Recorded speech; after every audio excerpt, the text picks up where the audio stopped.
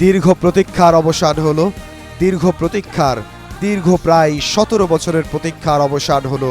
এই অবসান হলো বাংলাদেশের রাজনীতির একটা বিশাল পরিবর্তন, যে ঐতিহাসিক মুহূর্ত। এই ঐতিহাসিক মুহূর্তের সাক্ষী হওয়ার জন্য লাখো লাখো জনতা অবস্থান করছে জুলাই 36 এক্সপ্রেসওয়েতে।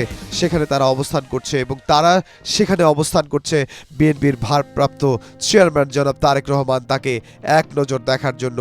তারা সেখানে অপেক্ষা করছে তাকে সংবর্ধনা দেওয়ার জন্য।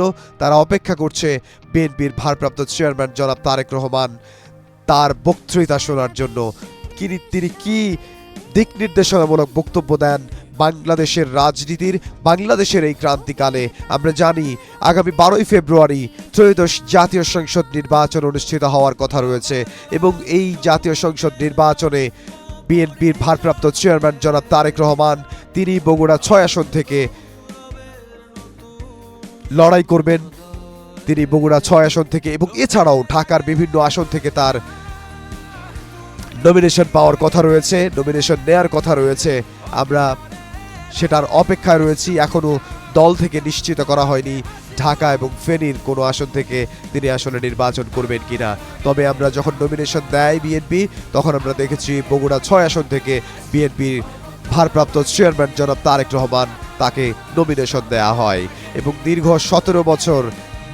17 বছরের অপেক্ষার অবসান হলো। ঢাকার মাটিতে পা রেখেছেন বিএনপির ভারপ্রাপ্ত চেয়ারম্যান জনাব তারেক রহমান।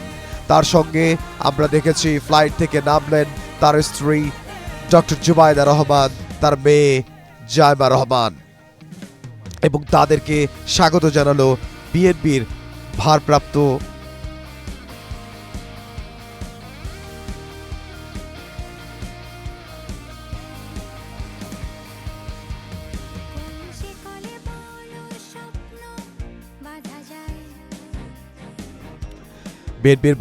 চেয়ারম্যান জনাব তারেক রহমান অবশেষে এসে পৌঁছেছেন ঢাকায় হযরত শাহজালাল আন্তর্জাতিক বিমানবন্দরে। এখানে তিনি এসে পৌঁছেছেন। আমরা দেখতে পাচ্ছি বিএনপির ভারপ্রাপ্ত চেয়ারম্যান জনাব তারেক রহমান, তিনি তার স্ত্রী ডক্টর জুবাইদা রহমান, তার মেয়ে জাইমা রহমান, তাদেরকে স্বাগত জানালো বিএনপি স্থায়ী কমিটির সদস্য, বিএনপি মহাসচিব মির্জা ফখরুল ইসলাম আলমগীর, বিএনপি স্থায়ী কমিটির সদস্য মির্জা আব্বাস, বিএনপি স্থায়ী কমিটির সদস্য সালাউদ্দিন আহমদ। আমরা দেখেছি বিএনপি স্থায়ী কমিটির বেশ কয়েকজন সদস্য সেখানে বিএনপির ভারপ্রাপ্ত চেয়ারম্যান জনাব তারেক রহমান, তাকে 17 বছর পর স্বাগত জানালো হযরত শাহজালাল আন্তর্জাতিক বিমানবন্দরে। অবাক হয়েছেন অনেক মানুষই, আসলে অবাক হয়েছেন। তারা আসলে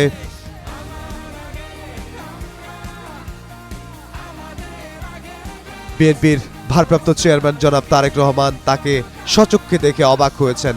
আমরা দেখেছি নিরাপত্তা কর্মী যারা রয়েছেন তারা আসলে অবাক হয়েছেন। দীর্ঘ প্রতীক্ষার পর বিএনপির ভারপ্রাপ্ত চেয়ারম্যান জনাব তারেক রহমান তিনি বাংলাদেশের মাটিতে পা রেখেছেন, তিনি ঢাকার মাটিতে পা রেখেছেন। 17 বছরের নির্বাসিত জীবনের অবসান হলো। দেশের মাটিতে তিনি আরও 1.5 ঘন্টা আগে 2 ঘন্টা আগে তিনি পা রেখেছেন এবং এরপরে তিনি ঢাকায় পা রাখলেন আরও 20 মিনিটের মতো হবে। এই 20 মিনিট আগে তিনি ঢাকার মাটিতে পা রেখেছেন এবং তিনি তার এই যে ঢাকায় অবতরণ করা, ঢাকার মাটিতে পা রাখা এবং ঢাকায় লক্ষ লক্ষ জনতা তার জন্য অপেক্ষা করছে, লক্ষ লক্ষ নেতাকর্মী, তৃণমূলের নেতাকর্মী তার জন্য অপেক্ষা করছে এবং অল্প কিছুক্ষণের মধ্যেই তিনি জুলাই 36 যে এক্সপ্রেসওয়ে সেখানে অস্থায়ী মঞ্চ করা হয়েছে সেই মঞ্চে তিনি যাবেন, যেখানে তৃণমূলের নেতৃবৃন্দ রয়েছে তাদেরকে তারা যে সংবর্ধনা দেবে, গণসংবর্ধনা দেবে, সেই সংবর্ধনায় তিনি অংশ নেবেন। সেখানে তিনি দিক নির্দেশনামূলক বক্তব্য দেবেন। এই বক্তব্য দেবেন এবং বিএনপির যিনি চেয়ারপারসন রয়েছেন তার মা বেগম খালেদা জিয়া, তিনি রাজধানীর এভার কেয়ার হসপিটালে ভর্তি রয়েছেন মাসখানেকেরও বেশি। সেখানে তিনি যাবেন তার মায়ের খোঁজ খবর নেওয়ার জন্য এবং বিএনপির ভারপ্রাপ্ত চেয়ারম্যান জনাব তারেক রহমান, তার মা বিএনপি চেয়ারপারসন বেগম খালেদা জিয়া তিনি যদি সুস্থ থাকতেন তিনিও আজকে হযরত শাহজালাল আন্তর্জাতিক বিমানবন্দরে তার ছেলেকে স্বাগত জানাতে, তার ছেলেকে অভিনন্দন জানাতে, তার ছেলেকে গ্রহণ করার জন্য তিনি সেখানে যেতেন।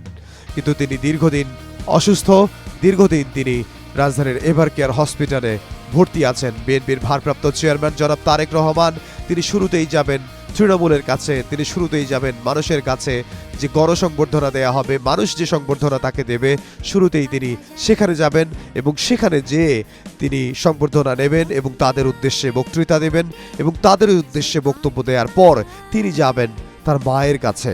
তার মা রাজধানীর এভারকেয়ার হসপিটালে চিকিৎসাধীন রয়েছেন।